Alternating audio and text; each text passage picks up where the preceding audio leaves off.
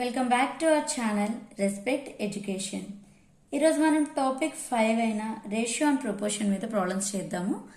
ఈ ప్రాబ్లమ్స్ చేసే ముందర మీకు రేషియో అండ్ ప్రపోర్షన్ గురించి బ్రీఫ్ ఇంట్రడక్షన్ ఇస్తాను. Ratio of two quantities of the same kind. ఏదైనా టూ క్వాంటిటీస్ తీసుకుంటే అవి రెండు కూడా ఒకేలా ఉండాలి. సపోజ్ ఇప్పుడు 7th క్లాస్ ఎగ్జామినేషన్ పేపర్ తీసుకున్నాం అనుకో, ఆ 7th క్లాస్ ఎగ్జామ్ పేపర్ని 7th అబ్బాయికి 9th అబ్బాయికి ఇచ్చి రాయమంటామా? No. 7th class exam paper ఎవరిని టెస్ట్ చేయడానికి? 7th క్లాస్ చిల్డ్రన్ టెస్ట్ చేయడానికి. సో ఇద్దరు 7th క్లాస్ స్టూడెంట్ కి ఎగ్జామ్ రాయమంటాం, అంతేగాని ఒక 7th క్లాస్ అబ్బాయిని ఒక 9th క్లాస్ అబ్బాయిని టెస్ట్ చేయం. అలాగా ఇది కూడా అంతే. రేషియో ఆఫ్ టూ క్వాంటిటీస్, ఏదైనా టూ క్వాంటిటీస్ ని రేషియో తీసుకున్నప్పుడు అవి రెండు కూడా same kind and the same units. Okay, same kind అంటే ఒకలాంటివే తీసుకోవాలి. Next same unit. సపోజ్ ఒకటి 5 kgs తీసుకున్నాం అనుకో, ఇంకోటికి మనకు తెలుసు ఈ సింబల్ ఈజ్ టు రేషియో అని డినోట్ చేస్తుంది. నెక్స్ట్ ఇంకొకటి 5 grams. ఇలా తీసుకోకూడదు. ఒకటి కేజెస్ లో ఒకటి గ్రామ్స్ లో తీసుకోకూడదు. ఒకవేళ గ్రామ్స్ లో ఉన్నదాన్ని కేజెస్ లో కన్వర్ట్ చేసుకోవాలి, లేదా కేజెస్ ని గ్రామ్స్ లో కన్వర్ట్ చేయాలి. ఇప్పుడు 5 kg ఉంది, దాన్ని ఎలా 5000 grams ఈజ్ టు 5 grams ఇలా మనం కంపేర్ చేస్తాం అనమాట. ఓకే, కంపేర్ చేసినప్పుడు ఈజ్ టు అంటే డివైడెడ్ బై అని, గ్రామ్స్ క్యాన్సిల్ అయిపోతాయి. సో మనకి ఎప్పుడు కూడా రేషియోకి యూనిట్స్ అనేవి ఉండవు. ఇది గుర్తుపెట్టుకోవాలి మీరు, ఎందుకంటే ఇక్కడ క్యాన్సిల్ అయిపోయాయి కదా ఆల్రెడీ. నౌ 5000 అండ్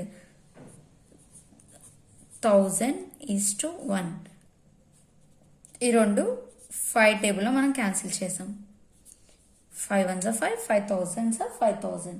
ఇక్కడ ఇది మనం అంటే ఇక్కడ ఎందుకు క్యాన్సిల్ చేసాం అంటే దీన్ని సింప్లెస్ట్ ఫామ్ లో రాసాం. దీన్నే స్టాండర్డ్ ఫామ్ లేదా లోయెస్ట్ టర్మ్ అని కూడా అంటారు. ఓకే, ఇక్కడ there is no common factor between 1000 and 1 other than 1. ఈ రెండింటికి మధ్యన ఏ కామన్ ఫ్యాక్టర్ లేదు మనకి. చూడండి, అదర్ దాన్ 1 ఒకటే కామన్ ఫ్యాక్టర్ ఈ రెండింటికి, మిగతా ఏ ఫ్యాక్టర్స్ లేవు.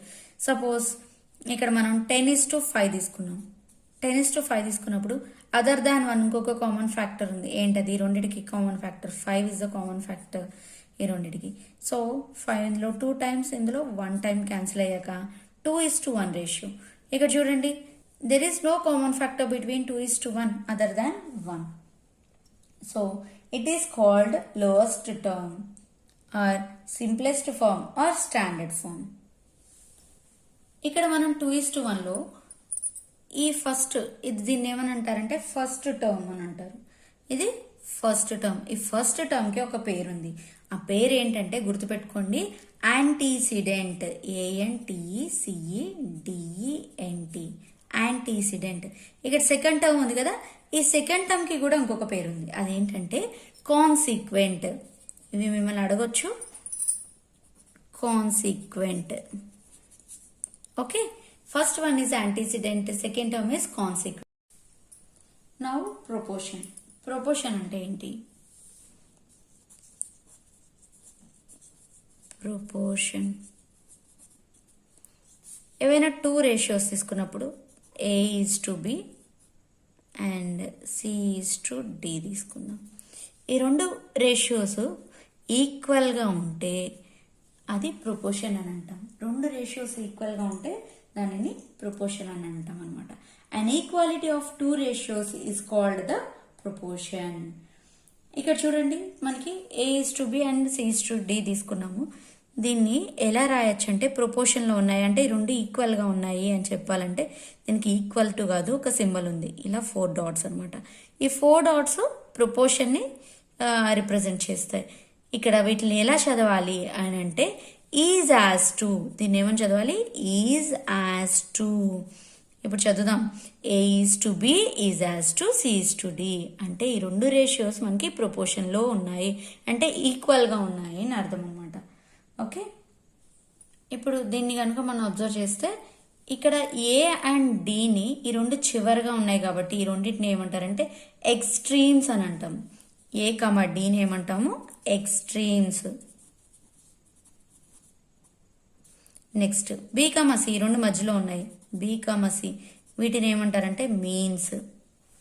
ఓకే, A,Dని ఎక్స్ట్రీమ్స్ అండ్ B,Cని మీన్స్ అని అంటాం అనమాట. నౌ ఈ కేసులో అంటే case 1 A is to B is as to C is to D అయినప్పుడు A into B A into D is equal to B into C అవుతుంది. అంటే product of extremes is equal to product of means. ఇక్కడ D is called the fourth proportional of A, B, C. ఇక్కడ D అనేది fourth proportional. D is called fourth proportional to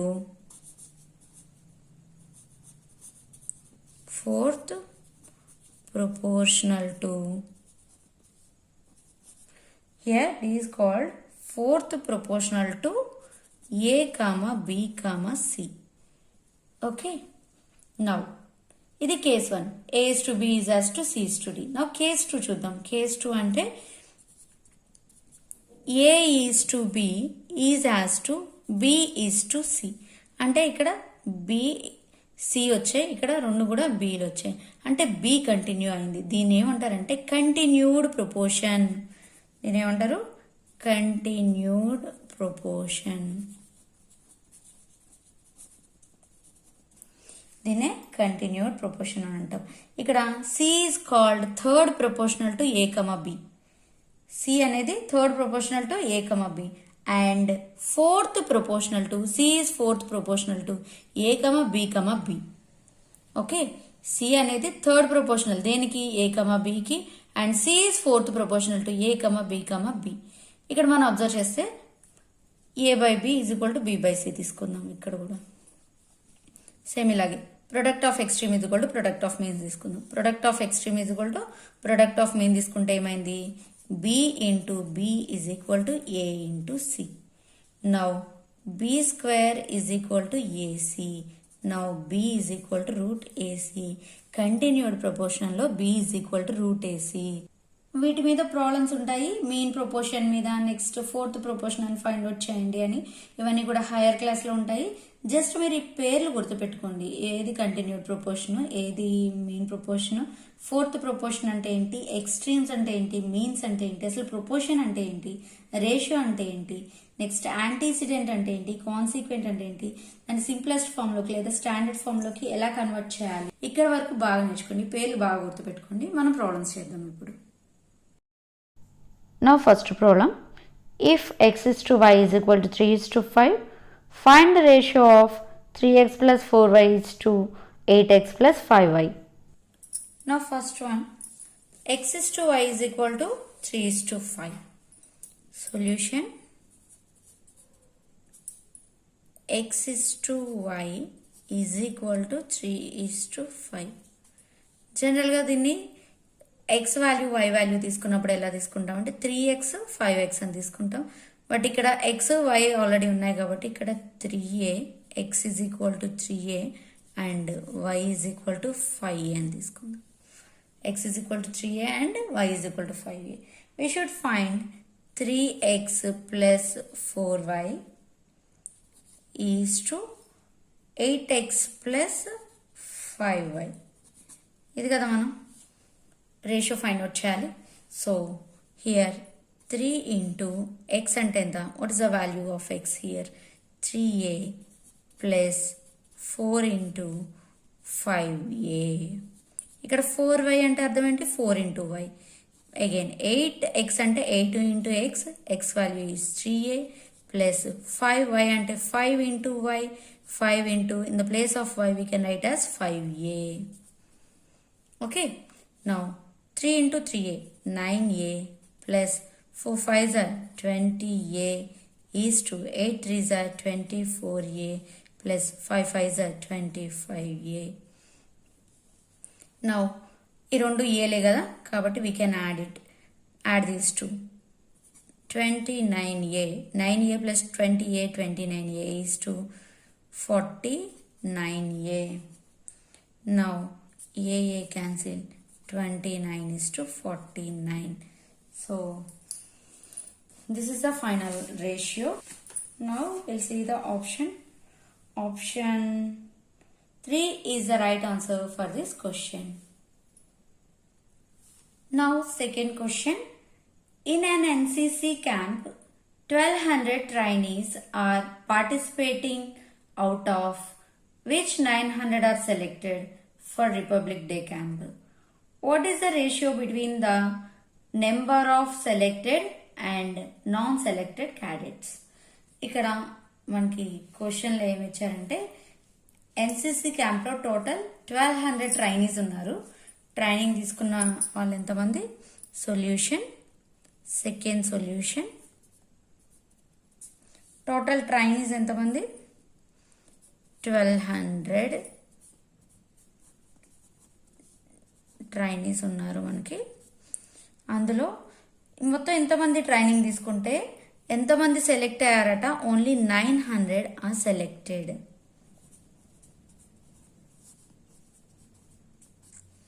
okay, ఇందులోంచి టోటల్లోంచి select అయిన వాళ్ళు తీసుకొస్తే నాన్ సెలెక్టెడ్ వస్తారు కదా. So 0, 0, 3, 300 non selected candidates. Non selected. Okay, now ఇంకేం అడిగారు క్వశ్చన్లో? ఏం అడిగారంటే what is the ratio between the number of selected and non selected. Ratio రాసినప్పుడు మనం ఒక విషయం చాలా జాగ్రత్తగా గుర్తుపెట్టుకోవాలి. వాళ్ళు క్వశ్చన్ ఎలా అడిగితే అలాగే రాయాలి. ఫస్ట్ నెంబర్ ఆఫ్ సెలెక్టెడ్ అడిగారు. Number of selected is to number of non-selected. Okay, now selected how many? 900 is to non-selected 300. Okay, ఇప్పుడు మనం రేషియోని, ఇది రేషియో, అసలైన రేషియో 900 is to 300. మనం ఆల్రెడీ చెప్పుకున్నాం రేషియోని సింప్లెస్ట్ ఫామ్లో కన్వర్ట్ చేసుకోవాలి. సింప్లెస్ట్ ఫామ్లో రాయాలి. 2 zeros క్యాన్సిల్ చేస్తే వీటి రెండింటికి కామన్ ఫ్యాక్టర్ ఏముంది? 3 is the common factor.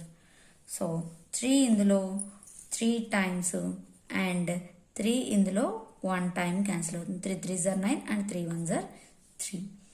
Okay, 3 is to 1. So ఇక్కడ మనం అబ్జర్వ్ చేస్తే కనుక there is no common factor between 3 and 1 other than 1. కాబట్టి this is the simplest or standard form, లేదా దీన్ని లోయెస్ట్ టర్మ్స్ లో ఉన్నాయని కూడా మనం చెప్పొచ్చు. 3:1 is the final answer. So option C is the right answer for this question. Now question number 3. Find the value of m if 3, 12, m, 42 are in proportion. Third solution. 3, 18, m, 42 are in proportion. ప్రొపోర్షన్లో ఉన్నాయి అంటే మనకు అర్థం ఏంటి? Already మనం చెప్పుకున్నాం. A comma B comma C comma D are in proportion అంటే A is to B is as to C is to D అని అర్థం అని చెప్పుకున్నాం. ఈ 4 ప్రొపోర్షన్లో ఉన్నాయి అంటే నా ఈ 4 ప్రొపోర్షన్లో ఉన్నాయి అంటే we can write as 3:18 is as to m is to 42. నా ఇప్పుడు మనం ఏం చేస్తాం? Product of extremes is equal to product of means. Product of extreme is equal to product of means. So 3 into 42 is equal to m into 18. Now 3 into 42 by ఇక్కడ into 18 ఇటు వస్తే ఏమవుతుంది? is equal to యువతలకి by 18. That is equal to ఇంకేం మిగిలింది? m. So if we cancel this one, 3 1s are 3 6s are 18, 6 7s are 42. So m is equal to, what is the value of m here? m is equal to 7. m 7 ante m 7. Option 3 is the right answer for this question. Now question number 4. Cost of a dozen pens is rupees 180 and cost of 8 ball pens is rupees 56.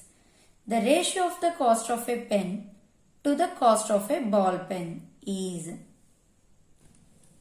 Cost of question lo chuste manaki cost of 12 pens is equal to rupees 180. Cost of 1 pen, cost of a pen అని అడిగారుగా. Ratio cost of a pen, ఒక pen కి next ఒక ball pen కి ratio అడిగారు కాబట్టి cost of a pen find out చేద్దాం. 1 కావాలి అంటే మనకి division.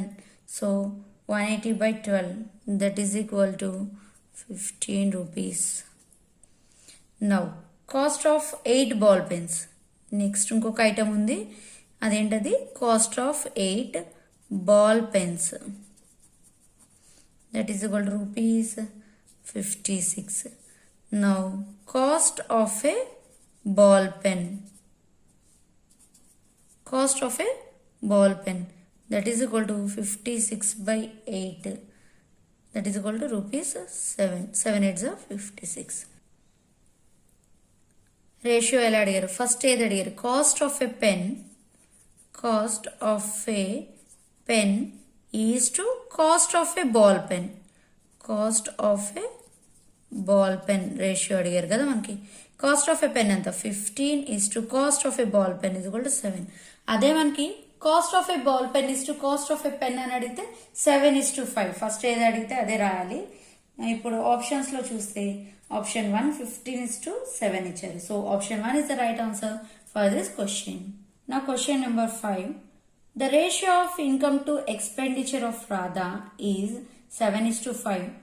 If she saves 2000 rupees a month, what is her annual income?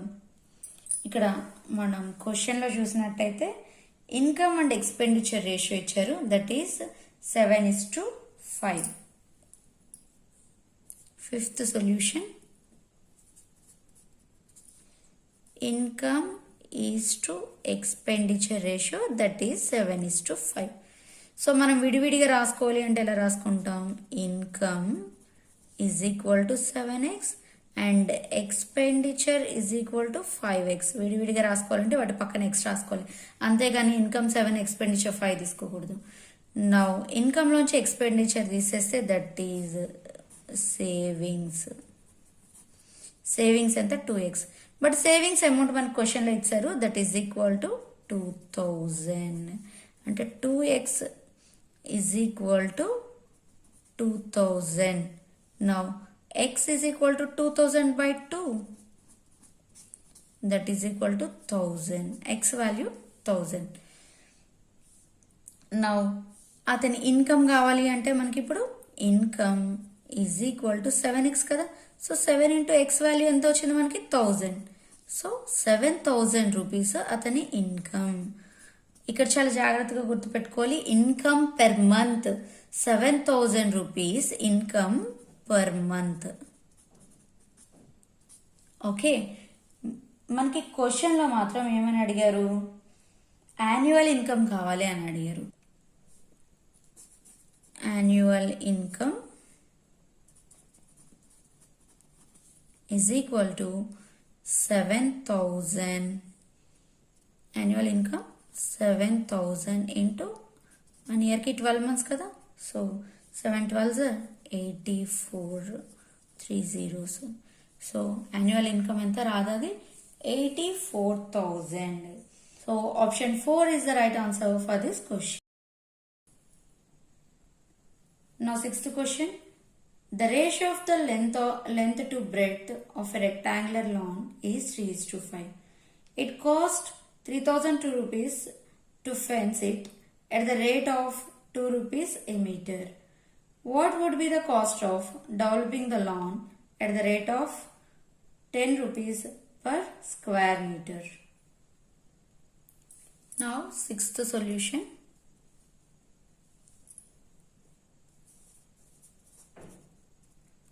మనకి ఒక రెక్టాంగులర్ ఫీల్డ్, లెంత్ బ్రెడ్త్ ఇచ్చారు ratio, length is to breadth that is equal to 3:5. So మనం విడిగా రాసుకోవాలి అంటే లెంత్ ఎంత అవుతుంది, length is equal to 3x and breadth is equal to 5x. So this is 3x and this is 5x. నా ఏం అడిగారు క్వశ్చన్లో, it cost 3,200 to fence it. Fencing వేశారు. ఫెన్సింగ్ వేశారు అంటే ఏం కవర్ చేసినట్టు, they cover the perimeter of the field. They cover the perimeter of the field. So fence అంటే that is equal to perimeter of the field. Perimeter of field. So perimeter of rectangle, no? Field ante field is in the shape of rectangle.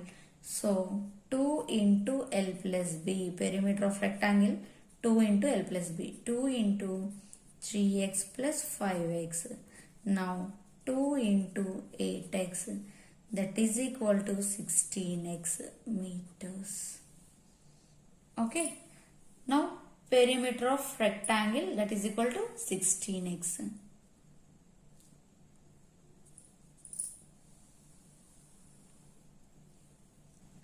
క్వశ్చన్లో ఏమి ఇచ్చారంటే మనకి cost per 1 meter is equal to 2 rupees కదా. Cost per 1 meter that is equal to rupees 2. Then cost per 16x meters. Cost per 16x meters, that is equal to 16x into 2. Now rupees 32x. ఎంత అవుతుంది 32x. Now మనకి cost already ఇచ్చారు. ఇక్కడ మనకి 16x meters cost ఎంత వచ్చింది 32x. But 16x meters cost ఎంత, cost of 16x meters that is equal to క్వశ్చన్లో ఇచ్చారు మనకి ఎంత ఇచ్చారు 3200. సో బోత్ ఆర్ ఈక్వల్ కదా మనకి ఇక్కడ మనకి రెండు ఈక్వల్గా ఉంటాయి 32x and 3200. 32x is equal to 3200. Then x is equal to 3200 by 32. Now cancel చేస్తే x is equal to 100. x 100 వచ్చింది. x 100 వచ్చిందంటే l ఎంత అవుతుంది, l is equal to 3 into 100. 3x కదా, సో 300 meters. బ్రెడ్త్ ఎంత అవుతుంది, b is equal to 5x కదా, 5 into 100. సో 500 meters లెంత్ బ్రెడ్త్ వచ్చింది. ఇంకా క్వశ్చన్ ఇంకా అవ్వలేదు. ఏమని అడిగారు last, what would be the cost of developing the land to the rate of at the rate of 10 rupees per square meter. Square మీటర్కి 10 rupees. ఇక్కడ స్క్వేర్ మీటర్స్ అంటే మీకు వెంటనే అర్థం అయిపోవాలి. స్క్వేర్ మీటర్స్ దేనికి ఉంటాయి, ఏరియాకు ఉంటాయి. సో ఏరియా ఫైండ్ అవుట్ చేయాలి మనం ఇప్పుడు. Area is equal to L into B. Area formula అంటే L into B. So 300, L ఎంత 300 meters and B ఎంత 500 meters.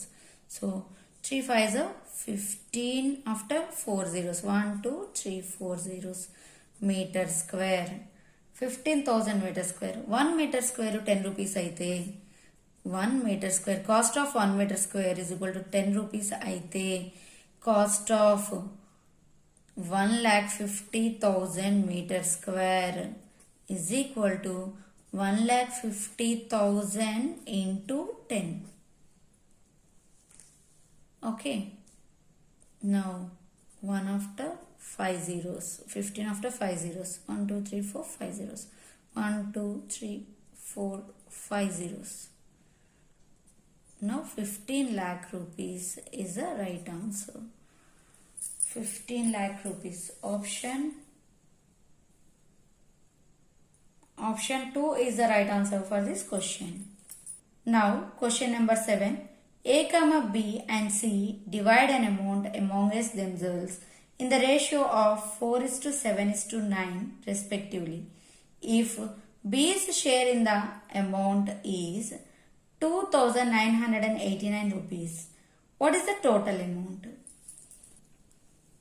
Now 7 solution చూద్దాము. A, B, C అని ముగ్గురు వ్యక్తులు ఉన్నారు. వాళ్ళ యొక్క షేర్ని అమౌంట్ని ఎలా షేర్ చేసుకున్నారంటే 4:7:9 రేషియోలో షేర్ చేసుకున్నారు. ఓకే, మనకి బి షేర్ కావాలి కదా. బి షేర్ ఎంత, ఏ షేర్ ఎంత 4x, బి ఎంత 7x, సి ఎంత 9x. మన క్వశ్చన్లో బి షేర్ అమౌంట్ ఇచ్చారనమాట. బీస్ షేర్ అమౌంట్ ఎంత, 2,989 1989 రూపీస్. అయితే మనకి రేషియో ప్రకారం బి షేర్ ఎంత 7x, అమౌంట్ ఎంత 2989. ఈ రెండు ఈక్వల్ కదా. B share ratio share and B amount ఈ రెండు equal. So x is equal to 2989/7. Cancel చేస్తే 7 4s are 28, 1 7 2s are 14, next 7 7s are 49, 427 rupees. Total amount కదా కావాలి మనకి. Total amount